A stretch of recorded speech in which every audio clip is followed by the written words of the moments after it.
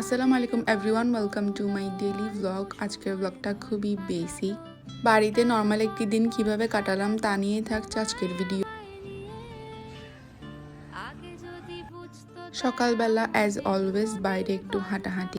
আজকের নাস্তাতে ছিল এই পেঁয়াজু অ্যান্ড সমোসাগুলো অ্যান্ড এই পপ সমোসাটা এত বেশি গরম ছিল। এইখানে আমি ছুরি দিয়ে সমোসাটা কেটে একটু ঠান্ডা করতেছিলাম। এরপর চুলায় চা বসাই দিছি আমার আর আমার ভাইয়ার জন্য।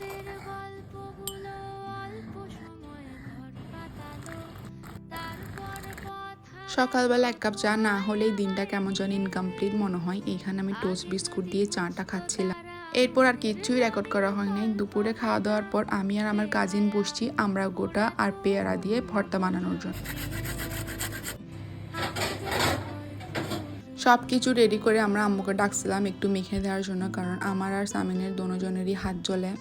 দুপুরের টাইমটাতে আসলে এরকম খাট্টা মিঠা চাটনি ভর্তা টাইপের জিনিসপাতি খেতে ইচ্ছা করে।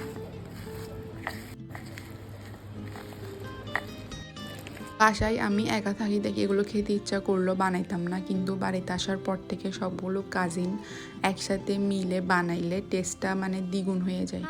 এইখানে আমাদের বানানো ডান। আমার আপু চিল্লাচ্ছে খাওয়ার জন্য, কিন্তু আমার তো ভিডিও করা লাগবে। একটু মনে হয় কাঁচা কলা থাকলে ফ্লেভারটা আরও বেশি ভালো হতো, বাট খারাপ ছিল না, ভালোই ছিল। সন্ধ্যার দিকে আমি এখানে একটু নুডলস রান্না করতেছিলাম। অ্যান্ড আমাদের ফ্যামিলিতে যেটাই রান্না করা হোক, তরকারি হোক আর নুডলস হোক, যেটাই হোক আমরা সবাইকে দিয়ে খাই, আমার চাচিদের, আমার মাম্মাদের। অ্যান্ড এই জিনিসটা আমি বাসায় অনেক বেশি মিস করি। রাত্রবেলা আমি এখানে চিকেন রান্না করতেছিলাম। That's it for today. দেখা হবে অন্য আরেকটি ব্লগে। Thank you for watching. আল্লাহ হাফেজ, বাই।